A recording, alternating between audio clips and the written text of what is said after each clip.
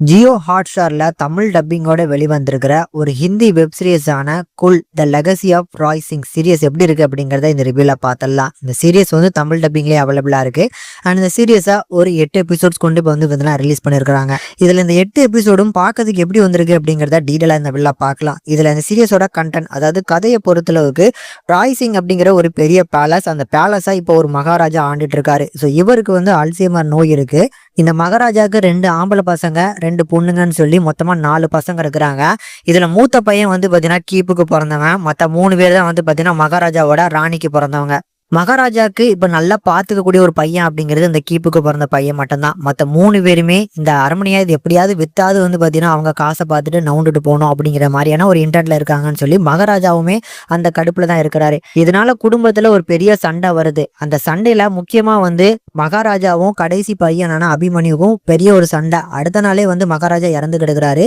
So மர்மமான முறையில swimming பூல்ல கிடக்குறாருனால இதை யாரு பண்ணிருப்பாங்க, ஸோ இந்த பசங்க தான் கொலை பண்ணிட்டாங்களா, யார் கொலை பண்ணாங்க அப்படிங்கிறத ஒரு கிரைம் இன்வெஸ்டிகேஷனா வந்து பாத்தீங்கன்னா இந்த சீரியஸா எடுத்திருப்பாங்க. ஸோ அதாவது ஒரு பெரிய ராயல் பேலஸ்ல ஒருத்தர் மகாராஜாவே இறந்து கிடக்குறாரு அப்படிங்கும் போது அது எவ்வளவு பெரிய ஒரு சென்சேஷன் கேஸ் அப்படிங்கிறது கண்டிப்பா நிறைய பேருக்கு தெரிஞ்சிருக்கும். இதனால கவர்மெண்ட் தரப்புல இருந்து ஒரு சில போலீஸ் ஆஃபீஸர் வந்து இந்த கேஸை இன்வெஸ்டிகேஷன் பண்றாங்க. ஸோ அந்த இன்வெஸ்டிகேஷன்ல தெரிய வரக்கூடிய உண்மைகள் என்ன, யார் கொலை பண்ணாங்க, இதுதான் இந்த சீரியஸோட கண்டென்ட்டே.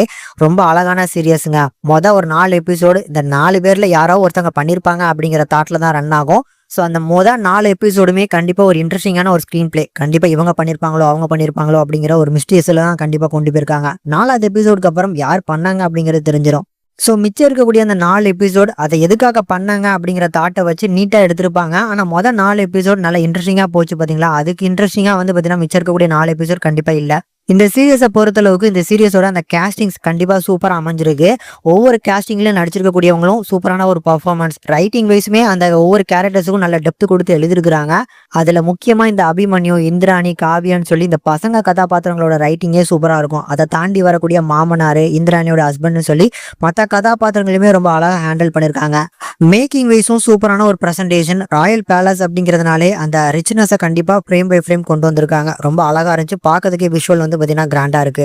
ஓவராலா பார்க்கறதுக்கு ஒரு நல்ல ஒரு மர்டர் மிஸ்ட்ரி த்ரில்லர் தான். கண்டிப்பா என்கேஜிங்கான ஒரு 4 எபிசோட ஃபீல் பண்ணுவீங்க. அதுக்கப்புறம் இருக்கக்கூடிய 4 எபிசோட் கண்டிப்பா கொஞ்சம் போரிங்கா தான் இருக்கு. கண்டிப்பா ஒரு ஒன் டைம் ட்ரை பண்ணி பார்க்கக்கூடிய ஒரு டீசென்ட் வாட்சபிளான சீரியஸ். கண்டிப்பா ட்ரை பண்ணி பாருங்க. ஃபேமிலியோட பார்க்கலாமா அப்படின்னா அடல்ட் கண்டென்ட் பொறுத்த அளவுக்கு கிடையாது. வயலன்ஸ் சின்ன சின்னதான இருக்கு. அதனால கண்டிப்பா ஃபேமிலியோடய பாருங்க.